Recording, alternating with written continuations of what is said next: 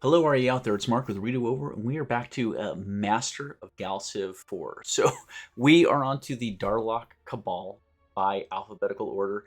And I must say, this was probably the trickiest of all of them because the special capabilities of the Darlock from the Master of Orion games don't really map over well to any of the trait or special abilities picks of the species, the civilization creator within GalCiv 4. So it had to be a little bit creative with it. So let's jump over to Mutu. We will take a look at what really defines the species there. We may even jump into Master of Orion, Conquer the Stars, and try and get some clues there as well. So the Darlocks are essentially a hidden behind the scenes species that kind of exist in the shadows. Now, the capabilities here in Mutu are going to be an espionage plus 20, which is not inconsiderable, stealth ships, and dictatorship. Now, dictatorship is kind of the default for everything. We're not going to worry about that too much, although it does give a bonus to defensive spying agents or defensive agents. So that would boost their defensive spying capabilities to a plus 30, so really heavy. But let's move on to the stealth ship. In Mutu, stealth technology does not, at least as stealth ships exist, doesn't give you an advantage in combat. It has to do with the fact that the Darlocks are able to go around the galaxy, moving behind the scenes, unseen. Their fleets getting from point to point, and they really sneak up on you when you least expect it. So I think that's what we should really tie into, is that trope of trying to spread. I mean, yeah, anything that has to do with spying, certainly, anything espionage related, but they're also known as a shape-shifting species. They're always almost completely covered up. You don't really get to see what they look like underneath. Their true form is either amorphous or culturally hidden from other civilizations within the galaxy. But the idea that they do have the capability to shapeshift would imply that's one of the things that makes them such effective spies. Think like a doppelganger from Dungeons and Dragons, something like that. So that's really all we've got to go on, is spying capability as well as the stealth ship capability, which again doesn't confer a combat bonus so much as it means they're able to move about without being observed by other civilizations in the galaxy. So here we are in Master of Orion CTS Conquer the Stars, taking a look at the another Darlock form. So again, you can see they're sort of behind the mask there. They've got this suit, very spindly. Certainly a different feel, although the cloak and the cowl are similar between the two depictions of the civilization. But in this case, they are diplomatic, which would yield morale bonuses. And the starting technology, let's not worry about that so much. But stealthy here, yeah, this is going to be for spies gaining experience faster in their ships moving about without being observed. And the shapeshifter, this in particular is where it really specifies shapeshifting as one of their capabilities.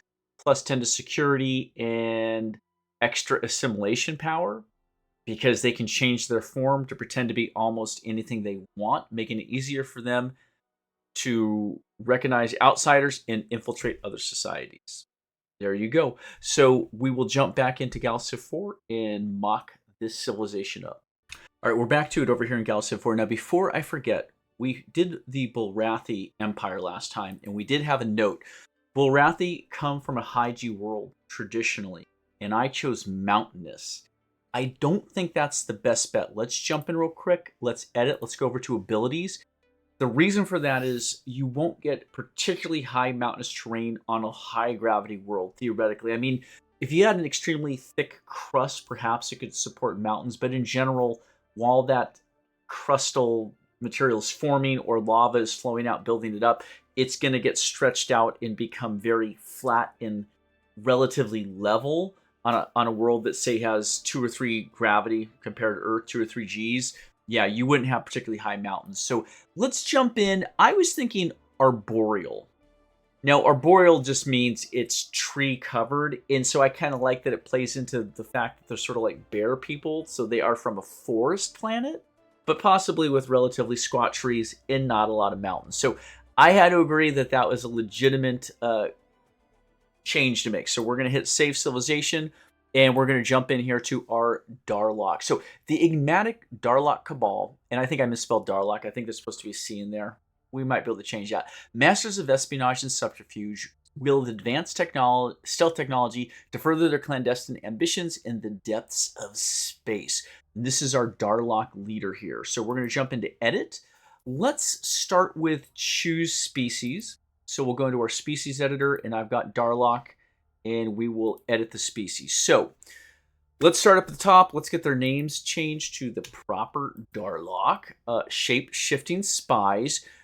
I went with radiotropic for the phenotype here, primarily because I don't think any of the other Master of Orion species could conceivably fall into that.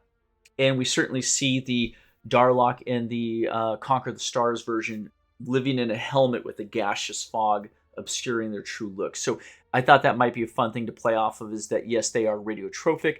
This gives them +1 to pollution. Instead, they feed on pollution, and +10 approval when they're on a radioactive planet. Sure, they are ammonia-based life form. Quite a few buildings are allowed or blocked based off of that. So it'll definitely give them a different feel when you play through them. So I thought it was critical just to have at least one of each biological type represented. I mean, probably not one of every phenotype, but yeah, nice little change there. So I've got some artwork for our military advisor, researcher, economic advisor. So let's check out the species traits real quick. I am going to look at the Darlock as being always working in the shadows. They don't like direct confrontation. They like to spread their influence from behind the scenes. So I gave them a -1 to relative resolve, meaning they just are a little less, we'll say, hard working. They don't want to get into direct conflict, so it makes them worse at direct combat. But I'm going to give them that +2 to social. This will help them with anything that has to do with social and probably influence. I think will tie in really well. Negotiators, diplomats. And then over here, we rounded out the pollution effects on approval to 0%. Being on a polluted world has no ill effect to them. In fact, being on a polluted planet will give them a +10% to approval. But I thought that was a nice little way to do that. Otherwise, I've got some nice portraits in here. Not all of them have heads, but they all kind of have the tentacle thing. I thought the tentacles were sort of a fun way to represent that maybe their body is comprised of just a bunch of these spindly muscle fibers that they can sort of reshape however they want, sort of reskin, sort of octopus-like. They can change the graphics on their skin, as well as build up any sort of musculature or body shape they want with those sort of horrible Lovecraftian tentacles. And you can see here they very much have the suit and the very spindly nature in the arms and whatnot. Some have helmets, some don't. But yeah, I thought they were pretty hideous. And then for names, I went with the Greek alphabet: Alpha, Gamma, Theta, Pi, Rho, Upsilon, that kind of things. And surnames, simply colors. So you'll get stuff like Delta Violet. Cool. Sort of spy agenty. That was what I was going for then. So that's all of that. We will just hit Save the Species, and we will back out to our biology page here. So they are radiotrophic. I went with nihilism. Listen, we're not necessarily going to have someone fall into every possible cultural focus, but I think we should try and hit all of them if possible, all 8. We've only got 12 or 13 species to work with. So you know what? These guys look sort of Cthulhu-esque to me, sort of monstrous. The deep ones, the creatures from the far abyss of space. So yeah, they're going to be our nihilists. For personality traits, we're going to go merciless, diplomatic. Now, this is, of course, only depends on when the AI, the computer's playing them. So for merciless, they will favor malevolent ideological choices, and for diplomatic, they'll prioritize effectiveness in diplomatic communications. I do want them to lean heavily into espionage, stuff like that. You can see that, in fact, I have misspelled their name everywhere. I don't know why I did that, but we'll just do some quick edits. It's fixed. I'm a bad speller. And we've got the logo is just this purplish eye within, a pyramid within a pyramid within a circle. Yeah, I thought it looked pretty cool. Let's hit Save Civilization there. Oh, wait, go back into Edit. Hold on. Let's jump over to the Abilities tab. So this was a bit of a stretch, admittedly, but let's go into the thing that I thought was most obvious, which is Deception. A big plus 25 to Deception modifies your chance of deception in events and diplomacy. Yeah, they're sneaky. They're sneaky sneaks. And then beyond that, a big plus 15% in influence growth. They are trying to pull the strings of the galaxy, of the other civilizations of the galaxy. Now, beyond that, I gave them a little bit of militant here. Sure, plus 30 control points to start with. I just thought control was a good way to represent being able to manipulate things as sort of like an indirect influence or exertion of your power. It's not military. It's not even diplomatic. It's through your, what do we call it? Where you spend your control points. Directives, policies? No, shit. I can't remember what it's called. You know what I'm talking about, though. And then finally, for their detriment, they are a big minus 30% to planetary defense. They're craven. They don't like direct conflict. So I thought that played in pretty well with that. Let's take a quick look here. I have them plop down on a barren world. Can we do a radioactive? No.